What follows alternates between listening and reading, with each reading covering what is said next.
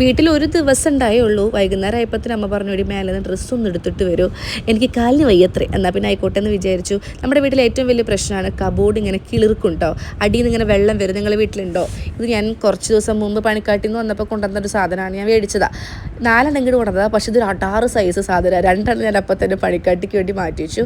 കുറേ സാധനങ്ങൾ ഇതിനുള്ളിൽ കൊള്ളും. ഒരെണ്ണത്തിൽ ഞാൻ ബെഡ്ഷീറ്റും ഒരെണ്ണത്തിൽ നമ്മുടെ കംഫർട്ടറുകളും പുതപ്പുകളും വെച്ചു.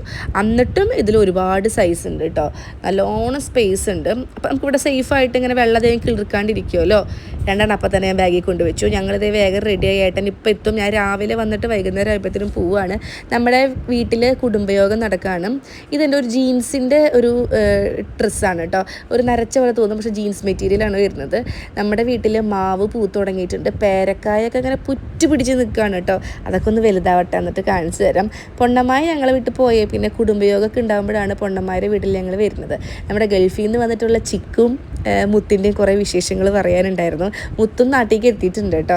അങ്ങനെ ഞങ്ങളുടെ കുറേ സന്തോഷങ്ങളും പരിഭവങ്ങളും സങ്കടങ്ങളും തമാശകളൊക്കെ ചർച്ച ചെയ്തതിന് ശേഷം ഫുഡ് പരിപാടിക്ക് കിടക്കുമ്പോൾ ഇന്നിവിടെ ചപ്പാത്തിയും പൊറോട്ടയും മുട്ടക്കറിയായിരുന്നു.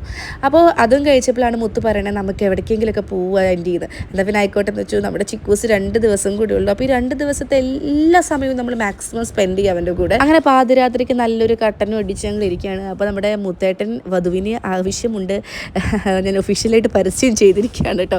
ഇവൻ എന്നെ കൊന്നില്ലെങ്കിൽ നാളെ നമുക്ക് വീണ്ടും കാണാം ഗൈസ്. അങ്ങനെ ഞങ്ങളുടെ പിള്ളേർ സെറ്റായിട്ട് തിരിച്ച് വീട്ടിലേക്ക്.